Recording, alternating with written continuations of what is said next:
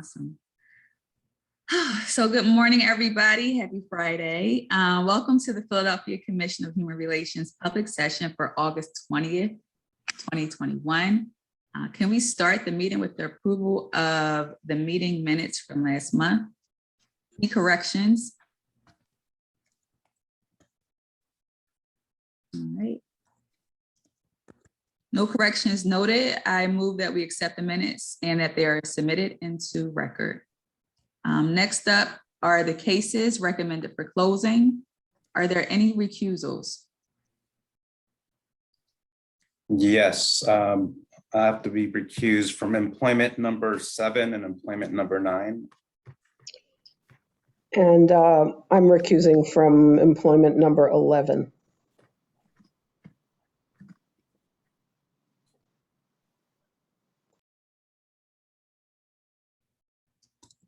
All right. Recusals for employment cases number 7, 9, and 11 have been noted. The cases recommended for closing are as follows.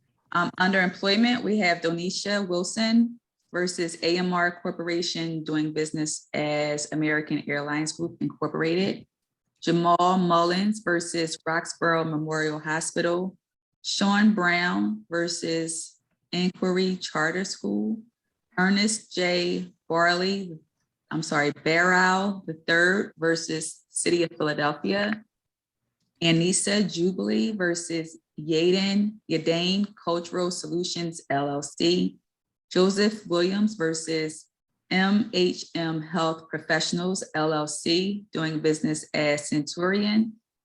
Edi Altman versus Ambridge Hospitality LLC. Lincoln Williams Statler versus Universal Health Services. Edi Altman versus Cambridge Landmark. Christine Wee versus Penn Jersey Paper Company. Casey Bucantis versus Temple University Hospital. Under housing, we have Arlene Goldman versus AP Welsh LP. Aaron Morse versus Valerie Nehas, owner, Anthony Tyler and Val Development. Lauren Mishkin versus Henry on the Park, JVLP. And under public accommodations, we have Brandon Pearson Kelly versus the City of Philadelphia. There was an extra case that wasn't on the initial roster that we also did. Okay. Durham versus Girard College. That was added. We don't have jurisdiction in that case because it's been taken by the Pennsylvania Commission.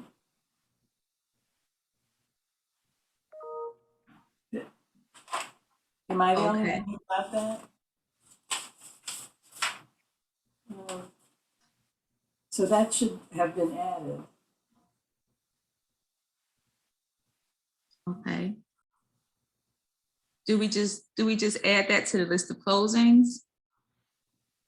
Yes. Yeah, because we don't have jurisdiction because it's been taken by the Pennsylvania case. Okay, and what was the case again? Case number 2021-07-21-8102. Nikia, N-I-K-I-A, Duren, D-U-R-E-N versus Girard College. Okay. And it was a lack of jurisdiction case.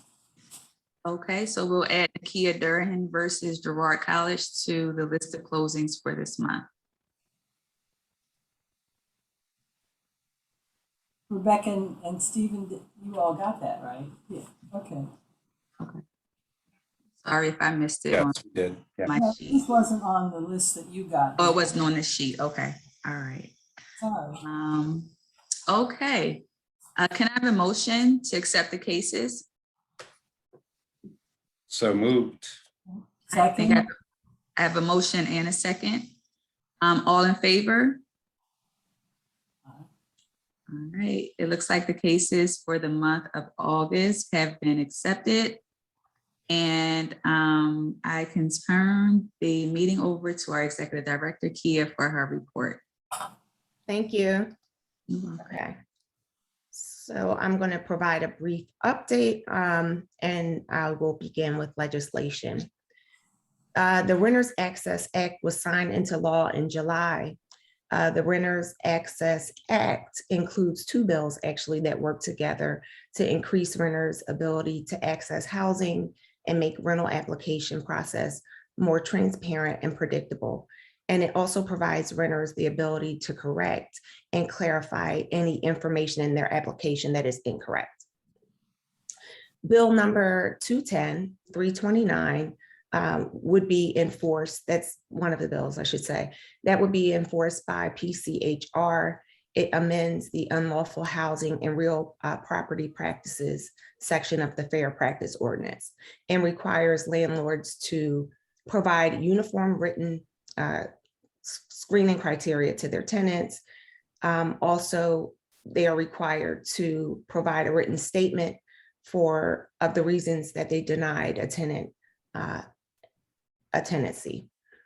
There is also bill number 210-330, which is part of the Renters Access Act, but that is actually enforced by the Fair Housing Commission.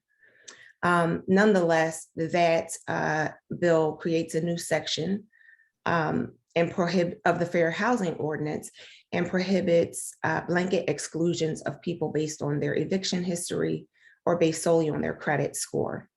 It also provides, it also prohibits landlords from denying rental applications based on a tenant's failure to pay your utility bills or rent during the COVID-19 emergency period. It also, under both the enforcement side for PCHR and the Fair Housing Commission, creates a private right of action for prospective tenants and provides injunctive and other equitable relief. We are currently meeting with a work group comprised of Councilmember Brooks's office, her legislative director, as well as an attorney from the Housing Policy Unit at Community Legal, and Deputy Director Pam Gwaltney, Fair Housing Commission Attorney Allison D. Medeiros, to determine the best strategies for outreach to the public and to develop educational materials.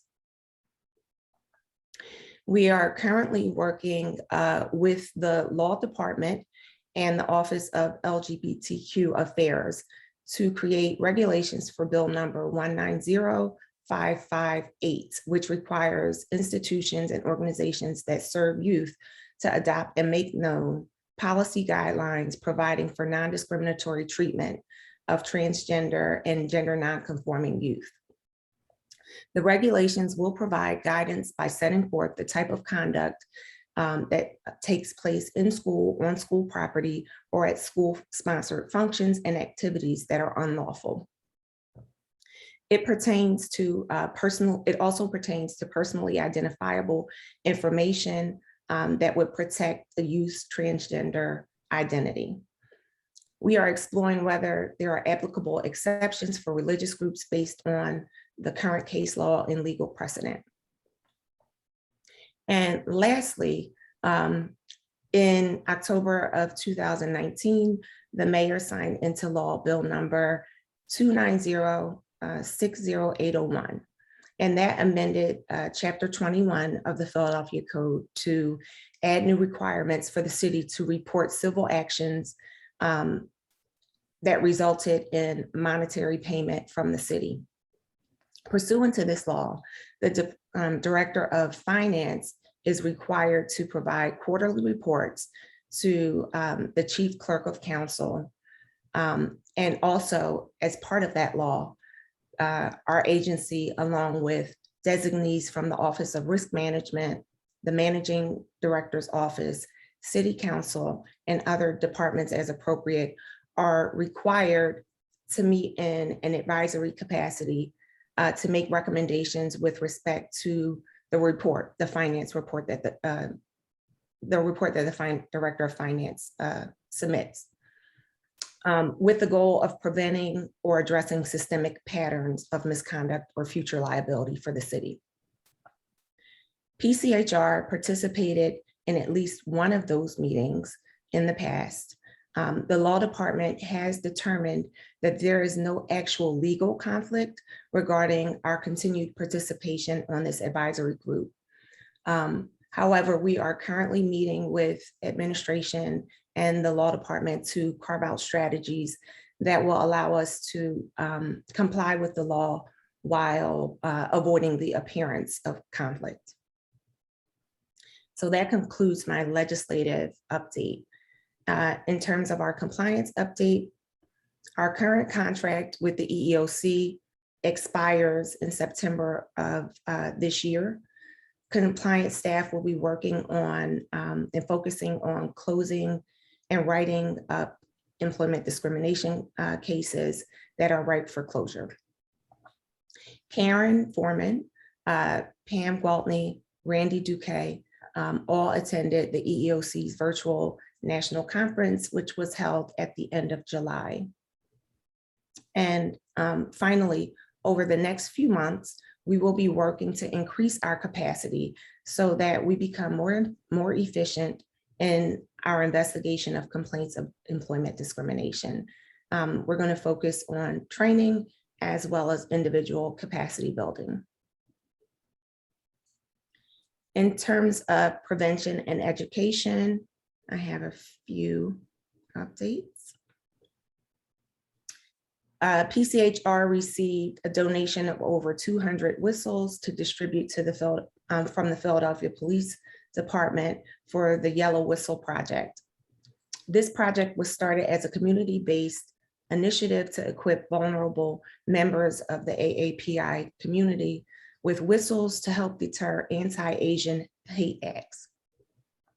It is also a symbol of self-protection and solidarity in our common fight against discrimination and violence.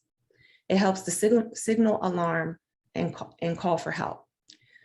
Our CRD team will be taking those whistles out to them with events, at events, so that they can distribute through to the community. CRD representatives Carlos Aviles Marcano, Boone Rath, Math, David Oliver, Abigail Sue, and Tiara Thompson participated in a community engagement event throughout the city as part of the National Night Out campaign. This culminated on August 3rd of this month. The National Night Out campaign is designed to heighten crime prevention awareness, generate support and participation in local anti-crime programs, and also strengthen neighborhood spirit and police community partnerships. CRD Representative David Oliver also appeared as a panelist on Councilmember Parker's Quality of Life community meeting, which was held on August 10th. The city is establishing new policies and procedures regarding the New Year's Day Mummers Parade, which Deputy Director Randy Duque is meeting currently with the Department of Parks and Rec to begin those discussions. In terms of our conflict response, we have a few updates there. Our CRD representative, Boone Rath Math, has been working with the Vendor Association of FDR Park to address conflicts that are affecting the successful operation of bringing Southeast Asian food and culture into that park. CRD Representative Carlos Aviles Marcano has been working to provide information and resources to the Eat Up the Border vendor, as well as Sunflower Philly, in response to an incident in which an Israeli food truck was excluded from the community-based event that was designed to share food culture. Deputy Director Randy Duque has been meeting with the District Attorney's Office to follow up and respond to a threatening letter incident involving the Cambodian community, while BUNRAF continues to monitor the situation from a community standpoint. Other noteworthy events for this month. Myself and Randy met with the Mexican Consulate General on August 3rd to talk about ways that we could support their work and discuss ways that we could continue to collaborate to benefit Mexican nationals in our community. Deputy Director Randy Duque participated in Tackle Upstander training, which was conducted by Muflin, a national Muslim nonprofit, through a partnership with the American Jewish Committee. The program was designed to raise awareness of the threat of domestic terrorism and targeted violence, and to enhance the ability of community leaders to identify and respond to individuals at risk for mobilizing to violence. Last but certainly not least, we are pleased to announce the promotion of Miranda Branch, who will be starting in her new position as Human Relations Supervisor for Compliance on August 30th. And finally, just a few statistics related to the Civil Rights Task Force. And in the month of July, there were 7 incidents of hate reported to PCHR. Of those, 0 were determined to be not hate related, 7 were actually confirmed, and 0 were unconfirmed. Year to date, there have been 55 incidents of hate reported to PCHR. Of those, 8 were determined to be not hate related, 39 were confirmed, and 8 were unconfirmed. And since November 2016, our office has recorded 452 reports of hate incidents. Of those, 445 were determined to be separate incidents. Of those, 33 were determined to be not hate related, 268 were confirmed, and 145 were unconfirmed. There were also 4 calls to the hotline or emails expressing concern, but there was no incident reported.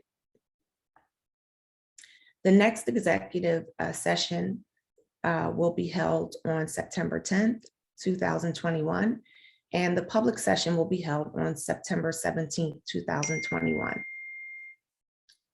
I will open it up for any questions, and then afterwards we will conclude.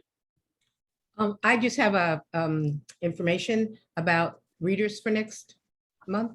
It's Sarah Ritz, Avery Shaw, and Shalimar Thomas. Thank you. Thank you, Kia. And I'm sorry, did anyone have any questions about the executive director's report?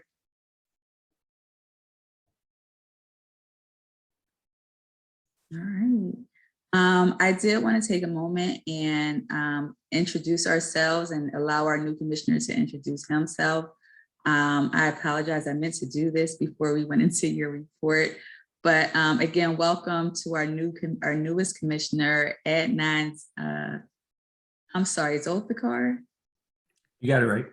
Nice. And so we'd like to welcome you to the commission. I wanted to let us go around and introduce ourselves, and then maybe give yourself a couple minutes or so to just share your background. And I think you and I were first introduced because we both served on a board for the Merchants Fund. So that was when I first heard your name, and when I saw it pop up again, I said, I think I know that person. So I'm Shalimar Thomas. I'm the chair of the commission, and I can never remember how long I've been on the commission, but I also work with the Northport Renaissance. So welcome. Commissioner Alpert, you want to go next? Hi, I'm Rebecca Alpert. I'm professor at Temple University. I teach in the Department of Religion, and I'm trained as a rabbi. I guess that makes me a rabbi. And I've been on the commission for a long time, since the beginning of Mayor Nutter's reign. And I don't remember when that was, but welcome, Edna. Commissioner Austin. I'm your old professor. I teach at the University of Pennsylvania Law School. I took emeritus status at the end of June, but I'm still sticking around. I run the documentaries and the law project at Penn, and I've been on the commission as long as Rebecca has. Thank you. Commissioner Loren. Welcome to the commission. I'm Stephen Larin. I am the Deputy Director at the Nationality Service Center, and I've been on this commission a little less than a year now. Welcome. Thank you. And the staff can introduce themselves. We'll start with our leader, Executive Director Kia. All right. Hi, Commissioner Zulfikar. We've spoken through email, so I just want to say again, welcome. We are happy to have you.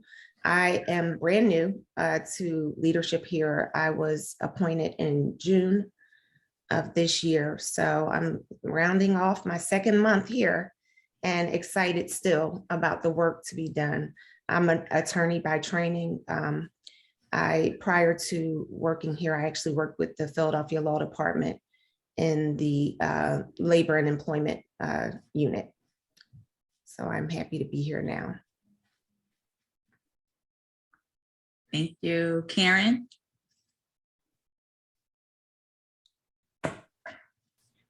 Hi, welcome. My name is Karen Foreman. I'm an attorney here within the commission. I'm not part of the law department. I advise within the commission. My position is called principal assistant, which really doesn't say much. But so I'm within the commission. I review everything that comes in. I address legal issues that come up during investigations and work on various legislative and anything legal or functional that happens during the processing of our cases, the investigations. I'm a lawyer. I've been immediately before coming here, I worked in Washington, D.C. at UDC, the University of the District of Columbia. I was the associate dean for clinical and LLM programs. And before that, most of my career has been in Philadelphia, pro bono counsel to a large firm, and worked at Temple Law School and at Philadelphia VIP. That's the short history. So good to meet you. Welcome. Thank you, Karen. Matt. My name is Matt Cal. Hi, glad you're joining us. I've been on staff in the compliance division for about 20 years, and I've been a supervisor for I think about 4 or 5. That's about it. Thank you. Randy. Good morning. No, it's good to see you finally here. You know me, I was the interim director, and we met as, I think I was deputy director at the time when we met, so I'm doing that again. Heading up the community relations division. We are the division that works in the community, helping to bring various communities together, and as well as resolving conflicts as they occur in a neighborhood before they escalate into violence. I look forward to having you with us, and I'm excited to see how you will contribute to our commission. Thank you. Thank you, Randy. Monica. Good morning, Commissioner. My name is Monica Gonzalez. I am Kia's secretary, so welcome. Thank you. And I'd love to turn it over to you, Adnan, to share more about yourself. Sure. So first of all, thank you everyone for the introductions and just your sort of generosity. That's a train in the background because I'm actually away on a writing retreat currently, a self-imposed writing retreat. As an academic, I have to try to take these every once in a while. But I'm particularly grateful for the folks on the staff and Monica and all who have kind of entertained all my questions. And I'm sad to say that I probably have a bunch more coming. For instance, I'm curious what it means to be a reader. So hopefully I will catch up to speed. But by way of background, I am an associate professor of law at Rutgers Law School, where I work on a number of things, but primarily teach criminal law and criminal procedure. I also have a background, my PhD work was done in Islamic law and Islamic legal history. I actually have briefly interacted with Rebecca many years ago because I helped out with the Dialogue Institute at Temple. So I remember her name and seeing her. And Shalimar, of course, with the Merchants Fund. And then Regina and I go very far back when I was just a youngin' doing my graduate work at UPenn. So I'm very excited about this commission. I've known about it for a very long time and have been fascinated by sort of its role in the city. And I'm hoping that I can just make some positive contributions as part of the team here. And I ask for your patience as I try to get up to speed over the next some weeks, months, so that I can be a more productive member. Thank you so much. And know that we are here at your disposal. If you have any questions, feel free to reach out to myself, and I'm sure all the commissioners and Kia and her team feels the same way. If you have any questions, and listen, like I said, I don't remember how long I've been. I know it's been long, and I still come into the meetings when I'm not supposed to come into the meetings because I'm not a reader. So I still try to manage that, and so we'll definitely be patient with that learning process. And so again, welcome.